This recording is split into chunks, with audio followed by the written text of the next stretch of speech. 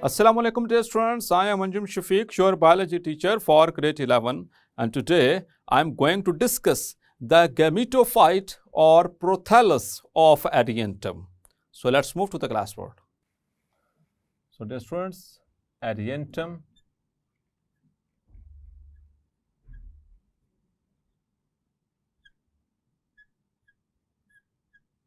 or Adiantum, which is also called as maiden hair fern,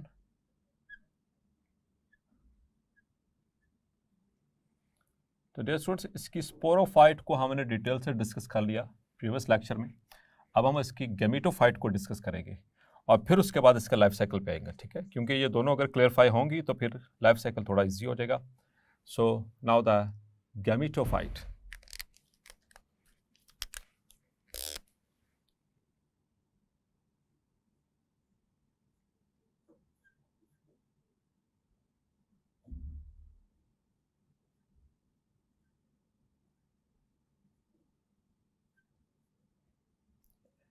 gametophyte और इसकी gametophyte का एक खास नाम याद रखिएगा, दैट इज प्रोथैलस।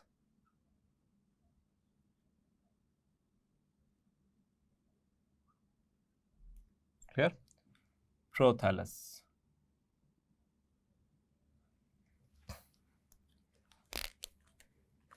तो डियर स्टूडेंट्स इसकी जो गैमेटोफाइट है, the gametophyte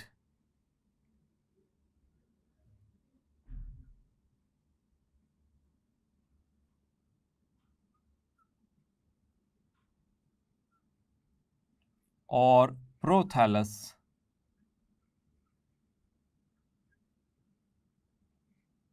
of Adiantum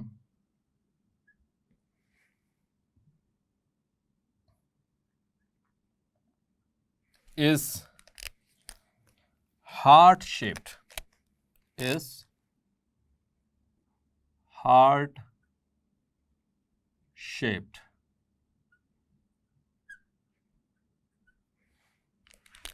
लेकिन वो डिस्कस हम करेंगे किस तरह का हार्ट, ठीक है। So heart shaped and flat मतलब बिल्कुल ऐसे पेपर की तरह फ्लैट, थिन बारीक, ठीक है, and lying horizontally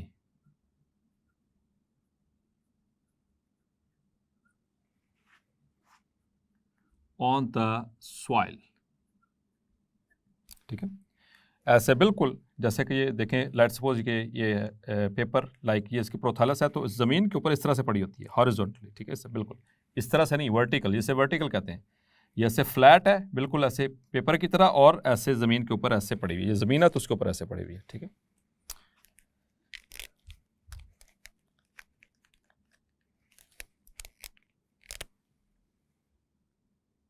now it's size,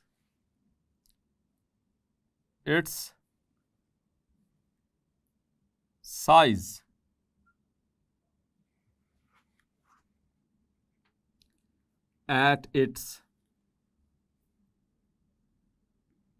maximum diameter is 8 millimeters। हम इसके मैक्सिमम डायमीटर की बात कर रहे हैं। चलें इस बात को मैं साथ साथ क्लेरिफाई करता हूँ। लेट्स सपोज कि यहाँ से एक छोटी सी डायग्राम से ये इस तरह से हार्ट शेप्ड है और इसी तरह से होती है, ठीक है, हार्ट शेप्ड। और आपको पता है इसका डायमीटर निकालना कोई आसान नहीं है। इस जगह के ऊपर देखेंगे, यहाँ पर डायमीटर कुछ और होगा। डायमीटर किसे कहते हैं? 2r, ठीक है, 2r। लेकिन 2r किसका होता है? वो टोटल कोई सर्कुलर शेप्ड हो, स्फेरिकल शेप्ड बॉडी हो, तो ये थोड़ी सी मतलब कि डिफरेंट है। तो यहाँ से डायमीटर लिया जाए, यहाँ से डिफरेंट होगा, यहाँ पर डिफरेंट होगा, यहाँ पर डिफरेंट होगा और यहाँ पर डिफरेंट होगा। तो जो इसका मैक्सिमम डायमीटर देखा गया, जो मैक्सिमम डेप्थ के ऊपर, ठीक है, वो है, लेट्स सपोज कि यहाँ से हम बात करते हैं, ये इसका मैक्सिमम डायमीटर। तो मैक्सिमम डायमीटर इसका देखा गया दैट इज 8 मिलीमीटर, क्योंकि छोटे से हर्ब है, ठीक है, 8 मिलीमीटर। आपको पता 10 मिलीमीटर का एक सेंटीमीटर होता है, तो 8 millimetre. Eight the anterior and, अब इसके एंड्स की बात करेंगे। एट द, ये साइज की बात हो गई, ये इसकी शेप की बात हो गई, ठीक है, ये दैट इज द शेप। और at the, now the ends, at the anterior end, anterior end मतलब आगे वाला हिस्सा, ये वाला इसका एंटीरियर एंड है, दिस वन, ये एंटीरियर, ये पोस्टीरियर, ठीक है। So at the anterior end there is present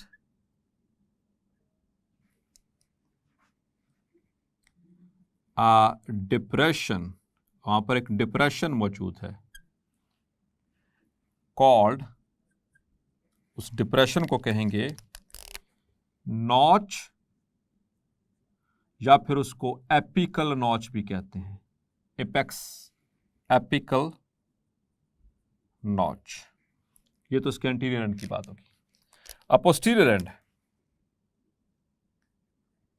at the posterior end, जो नीचे वाला हिस्सा, ठीक है, एट द पोस्टीरियर एंड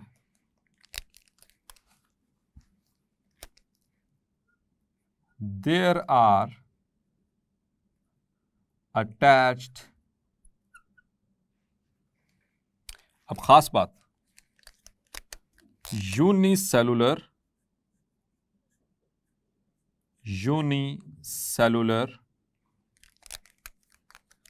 राइजाइड्स, इसके पास राइजाइड्स जो हैं वो यूनिसेलुलर हैं। आपको पता है डियर स्टूडेंट्स, इससे पहले हमने जितने भी जगह पे राइजाइड्स का वर्ड इस्तेमाल किया, वहाँ पर हम लिखते थे मल्टी सेलुलर राइजाइड्स, मल्टी सेलुलर राइजाइड्स। आप पिछले लेक्चर जितने भी देखेंगे और बुक के अंदर भी लिखा होगा, ये वाहिद ऐसी जगह है एडियंटम के अंदर, इसकी गैमेटोफाइट के अंदर, जहाँ पर राइजाइड्स के हैं यूनिसेलुलर। ये बात आपने डिफ्रेंशिएशन में रखनी है, इसको एमसीक्यूज के लिए मार्क कर लें प्लीज, ठीक है। राइजाइड्स का क्या काम होता है? The rhizoids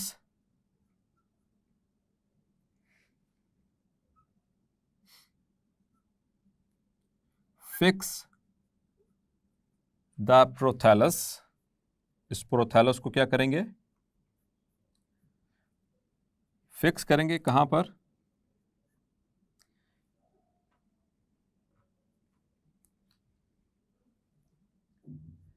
In the soil or ground,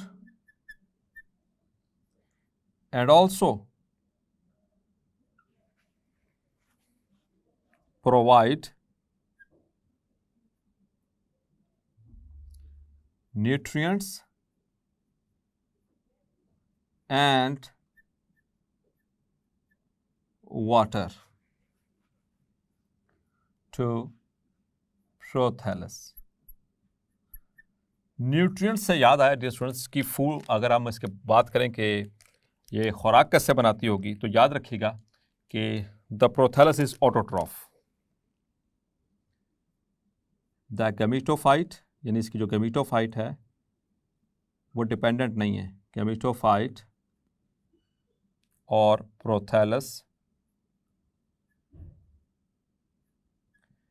is autotroph और ऑटोट्रॉफिक, मतलब कि ये फोटोसिंथेसिस के जरिए खुद से अपने खुराक बनाएगी, ये स्पोरोफाइट पे डिपेंडेंट नहीं है। Clear?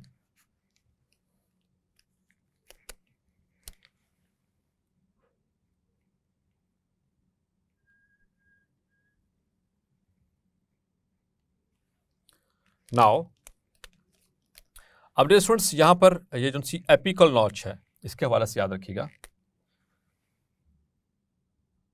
The apical notch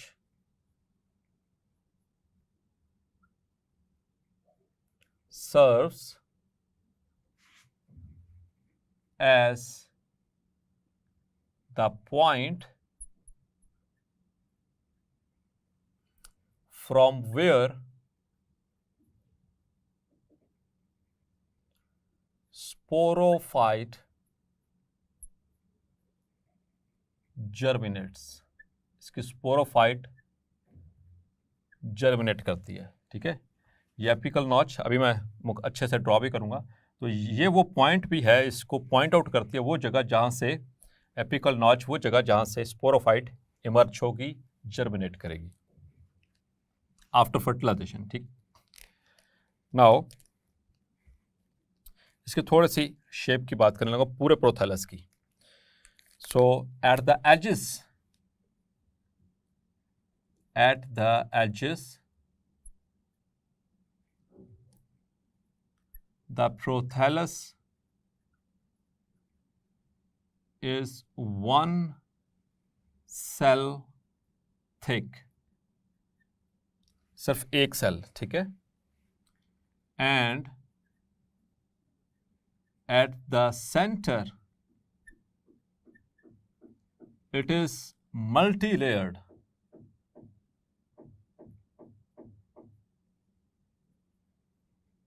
like a cushion। इसको जरा समझिएगा प्लीज। लेट सपोज कि इस तरह से, तो जिसके किनारे देखिएगा, किनारे जो है इसके एजेस सिंगल सेल्ड है, ये सिंगल सेल, इसको यूनिसेलुलर मतलब कि एक लेयर सेल्स की, और इसका जो सेंटर है वो बल्की है, दरमियान में से बल्की, जैसे कशन की तरह की, सराहने की तरह, तो इस तरह से कशन लाइक। इसको मैं साइड व्यू आपको दिखाऊं तो एजेस इस तरह से हैं और सेंटर से ऐसे बल्की, ठीक है, इस तरह ऐसे। तो एज जो है इसके, अब इसको मैं 3 डायमेंशनल डायग्राम में से नहीं दिखा, 2D है, तो मीन्स किस तरह से, लेट सपोज कि ये है। अब देखिए इसके जो किनारे होंगे यूनिसेलर, एक ही लेयर से बने हुए हैं, दरमियान में बहुत सारे लेयर्स हैं इस जगह के ऊपर, तो इस वजह से ये कशन की तरह, मतलब कि ऐसे तकिए की जैसे होती है। यहाँ पर ये मल्टी लेयर और एजेस के ऊपर सिंगल लेयर।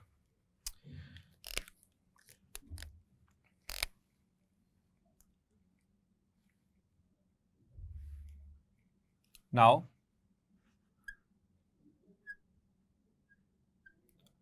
the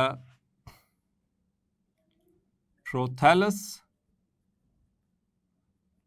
means के gametophyte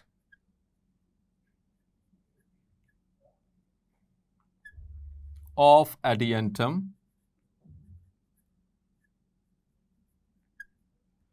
is monoecious।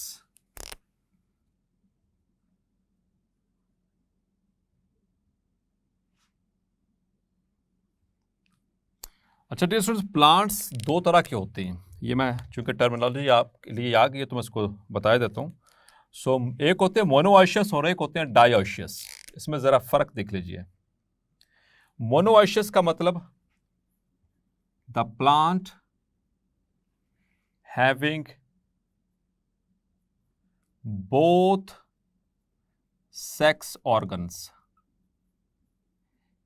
यानी मोनो का मतलब एक ही प्लांट के अंदर दोनों सेक्स ऑर्गन होंगे तो वो मोनोआइशियस कहलाएगा। और दूसरी टर्म है डाइओशियस। डाइओशियस में मेल प्लांट अलहदा से होगा और फीमेल प्लांट अलहदा से, मतलब इसमें सेक्स से डिफरेंट होते हैं, प्लांट्स डिफरेंट जेंडर के होते हैं, जबकि मोनोआइशियस में एक ही प्लांट के अंदर ये दोनों चीज़ें मौजूद होती हैं। क्लियर? तो जो एडियंटम है इसकी गैमेटोफाइट मोनोआइशियस है, मतलब इसके पास भी आर्चिगोनियम और एंथीरिडियम एक ही प्रोथैलस के अंदर मौजूद है, सेम प्रोथैलस के अंदर। Clear? Means archegonium and antheridium are present in same prothallus, एक ही प्रोथैलस के अंदर। क्लियर? तो एक के अंदर। अब हम बात करते हैं कि ये इनकी लोकेशन कहां पर होगी। इन सेक्स ऑर्गन्स की, the antheridia and archegonia are present on the under surface MCQ के लिए मार्क खा लीजिए, ये नीचे वाली सतह पे मौजूद होंगे ऑफ प्रोथैलस,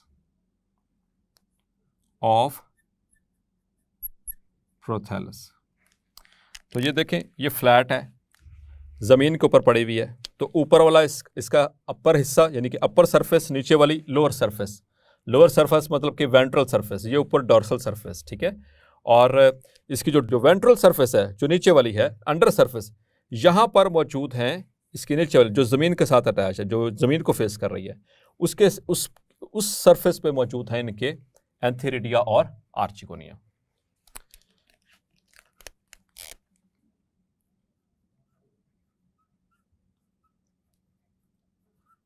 एंथीरिडिया, पहले हम बात करते हैं एंथीरिडिया की। So antheridia of prothallus are located or dispersed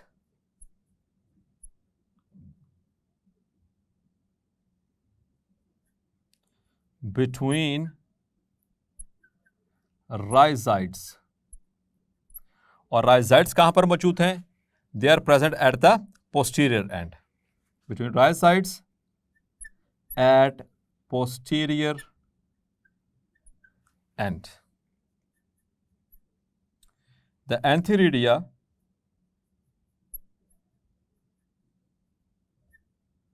produce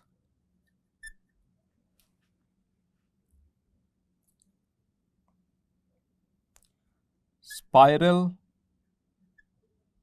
and multiciliated sperms. Clear? Multiciliated sperms.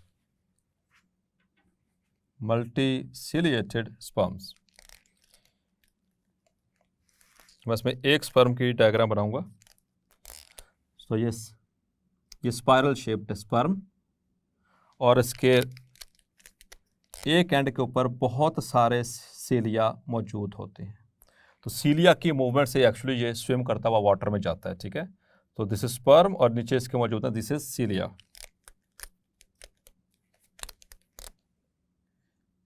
This is sperm, ठीक है, ये स्पाइरल शेप्ड और नीचे इसके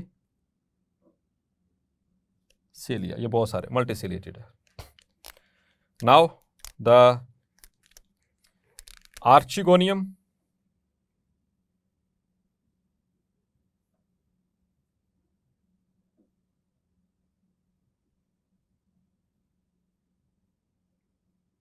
और आर्चिगोनिया are located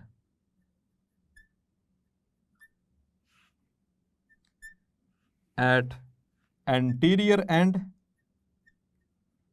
और anterior end पे क्या था dear students? The apical notch, near apical notch। अब इसके यहां पर दो पार्ट्स होते हैं इसके,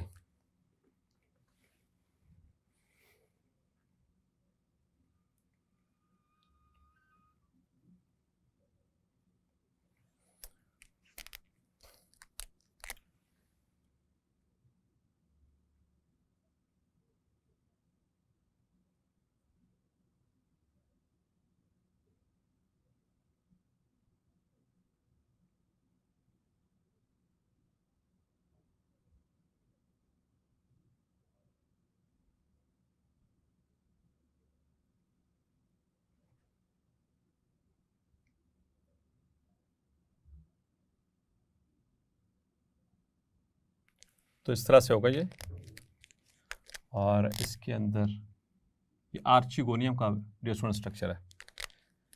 this is a single archegonia, archegonium. Clear?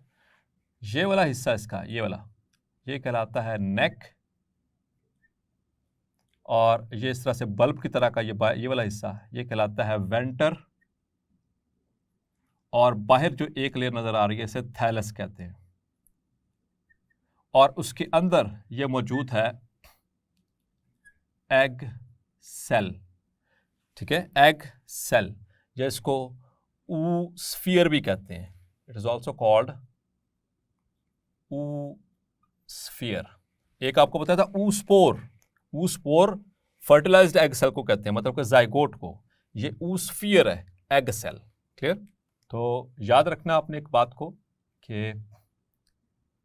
Egg cell को ऊस्फीयर कहते हैं, ठीक है, और जाइगोट को, द जाइगोट यानी कि फर्टिलाइज्ड एग सेल, उसको ऊस्पोर, इनमें फर्क याद रखना। ठीक है, एमसीक्यू पॉइंट ऑफ व्यू से, क्योंकि ये टर्म इस्तेमाल हुई है हमारे सिलेबस के अंदर। सो दिस इज आर्चिगोनियम, और स्पर्म सेल की मैंने आपको जो है वो समझा दी। अब हम प्रोथैलस को ड्रॉ करते हैं। द प्रोथैलस,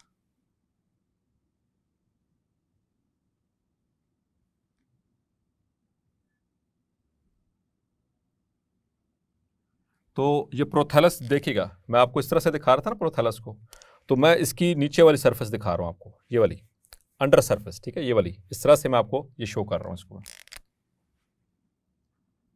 क्योंकि अंडर सरफेस पे ज़्यादा स्ट्रक्चर्स मौजूद है जो हमारे सिलेबस के पॉइंट ऑफ व्यू से इंपॉर्टेंट है।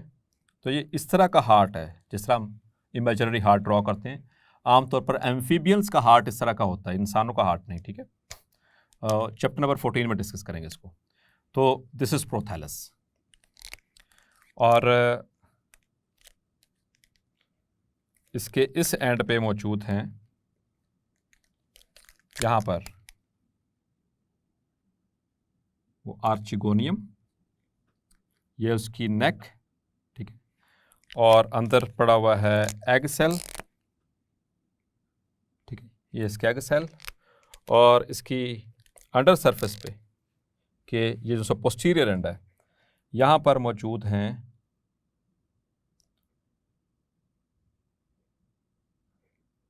एंथीरिडिया, और ये रहे राइजाइड्स। ठीक है, सो दे एंथीरिडिया आर स्कैटर्ड अमंग द राइजाइड्स। तो ये राइजाइड्स के दरमियान में स्कैटर्ड है, और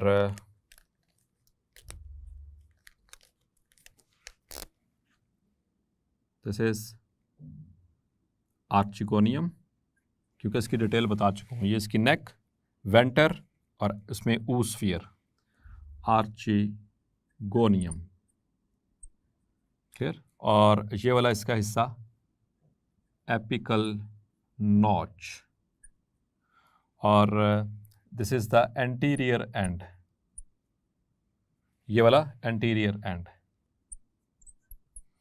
इसके बाद ये वाला इसका पोस्टीरियर एंड, पीछे वाला हिस्सा, और ये इसके राइजाइड्स, और यहाँ पर ये मौजूद हैं एंथीरिडिया। क्लियर? तो एंथीरिडिया में से वो multiciliated sperm cell, spiral shape sperm cell, water के जरिए ट्रैवल करते हुए आएंगे किसी और प्रोथैलस से। सो यहाँ पर आकर एपिकल नॉच में, एपिकल नॉच से वो वेंटर में, नेक में, नेक से वेंटर, वेंटर के अंदर पड़ा हुआ एग सेल, और एग सेल को ये करेंगे फर्टिलाइज। तो उससे क्या बन जाएगा? ऊस्पोर, मतलब कि जाइगोट। जाइगोट के अंदर फिर माइटोसिस होगी, उसमें एम्ब्रियो, और एम्ब्रियो से आगे यहाँ से, यहीं से फिर निकलेगी स्पोरोफाइट, यहीं से निकलेगी स्पोरोफाइट। और ये किनारे इसके मैंने बताया था आपको, ये बारीक होती हैं, और सेंटर से ये बल्की होती है, मल्टी लेयर्ड होती है, cushion like. So dear students, hopefully आज का लेक्चर भी आपको क्लैरिफाई हो गया होगा। मिलते हैं नेक्स्ट लेक्चर में और डिस्कस करेंगे the life cycle of Adiantum with diagram. तब तक अपना ख्याल रखिएगा। अल्लाह हाफिज़।